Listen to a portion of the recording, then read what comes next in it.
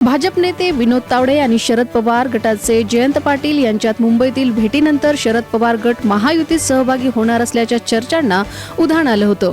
मात्र मुख्यमंत्री देवेंद्र फडणवीस यांनी या सर्व चर्चांना पूर्णविराम दिलाय. दिल्लीत प्रसारमाध्यमांशी बोलताना त्यांनी महाराष्ट्रातून कोणताही नवीन पक्ष एनडीएमध्ये येणार नसल्याचं स्पष्ट केलंय. तसंच शरद पवार यांच्या पक्षातील आमदार किंवा खासदार फोडण्याचा भाजपचा कोणताही प्रयत्न नसल्याचंही त्यांनी सांगितले. त्यामुळे तावडे पाटील भेटीनंतर रंगलेल्या राजकीय तर्कवितर्कांना फडणवीसांच्या वक्तव्यानं पूर्णविराम मिळालाय. उद्धव ठाकरे यांच्या उपस्थितीत त्यांच्या शिवसेनेच्या आमदारांची बैठक पार पडली.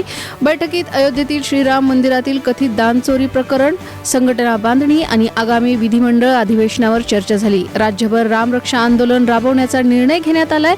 अधिवेशनानंतर पुढील आठवड्यात नागपूरमध्ये या आंदोलनाची सुरुवात होणार असून स्वतः उद्धव ठाकरे सहभागी होणार असल्याचं सांगण्यात येते. त्यानंतर विदर्भासह राज्यभर आंदोलनाचा विस्तार केला जाणार आहे. राम मंदिराच्या दानचोरी प्रकरणी जनतेचा आवाज बुलंद करण्यासाठी आमदारांनी प्रत्येक जिल्ह्यात आंदोलन प्रभावीपणे उभं करावं अशा सूचना उद्धव ठाकरे यांनी बैठकीत दिल्यात.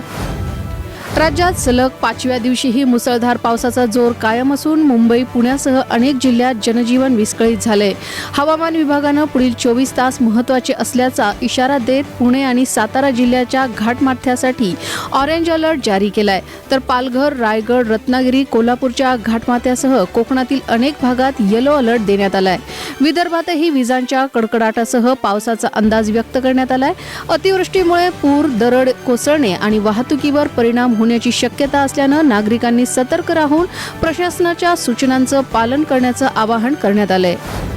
पुणे शहराला पाणीपुरवठा करणारं खडकवासला धरण 100% भरल्यानं मंगळवारी मध्यरात्रीपासून धरणातून पाण्याचा विसर्ग सुरू करण्यात आलाय.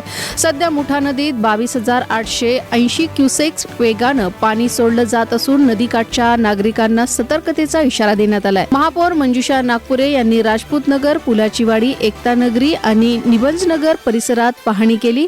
नदीपात्रातील पाणी पातळी वाढल्यानं सखल भागात पाणी साचण्याची शक्यता असून वाहतूक विस्कळीत होण्याचीही शक्यता व्यक्त करण्यात आली आहे.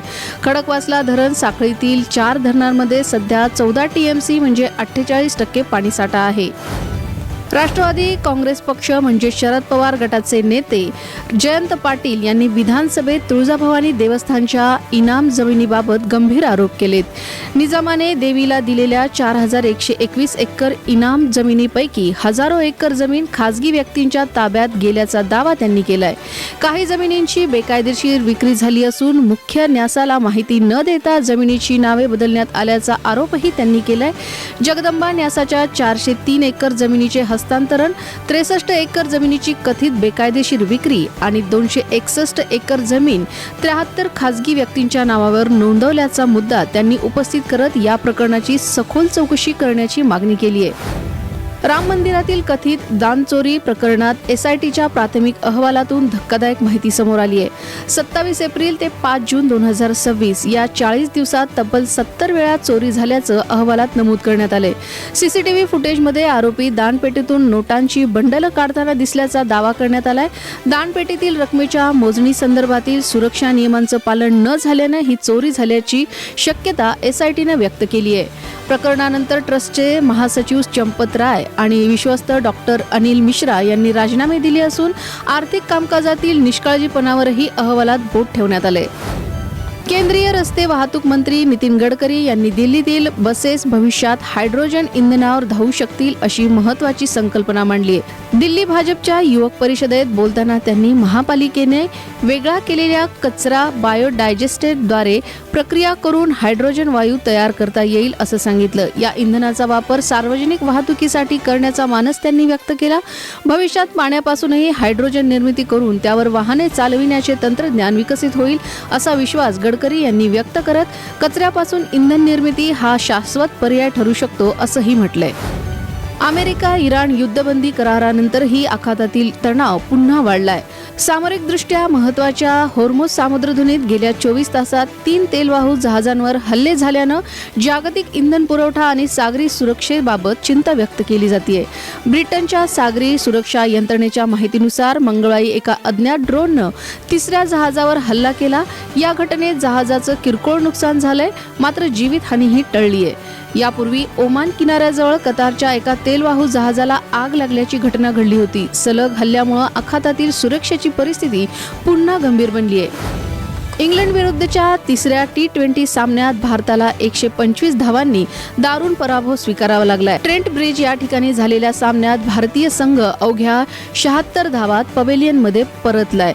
या पराभवामुळे इंग्लंडनं मालिकेत 2-0 अशी आघाडी घेतली आहे. इंग्लंडकडून फिल सॉल्टने 70 धावांची दमदार खेळी केली तर सॅम करन 41 धावांवर नाबाद राहिला. भारताची फलंदाजी पूर्णपणे कोलमडली आणि संघानं अवघ्या 5 षटकात 52 धावात 5 विकेट्स गमावल्या. कर्णधार श्रेयस अय्यरच्या नेतृत्वाखालील सलग 5वा पराभव हा नोंदवला गेला. या लाजिरवाण्या पराभवानंतर टीम इंडियाच्या नावावर काही नकोसे विक्रमही नोंदवले गेलेत. बॉलिवूडचे निर्माते बोनी कपूर यांची कन्या अंशुला कपूर हिने तिचा बॉयफ्रेंड रोहन ठक्कर सोबत मुंबईत पार पडलेल्या शाही सोहळ्यात विवाह केला. या आनंदाच्या क्षणी संपूर्ण कपूर कुटुंब एकत्र दिसलं. जान्हवी कपूर, खुशी कपूर आणि अर्जुन कपूर यांनीही लग्न सोहळ्यात उपस्थित राहून उत्साहात सहभाग घेतला. डान्स, संगीत आणि जल्लोषानं रंगलेल्या या सोहळ्यात कुटुंबीय, नातेवाईक आणि जवळचे मित्र उपस्थित होते. लेकीच्या लग्नावेळी बोनी कपूर भावूक झाल्याचंही पाहायला मिळालं. कपूर कुटुंबात नव्या नात्याचं जल्लोषात स्वागत करण्यात आलं.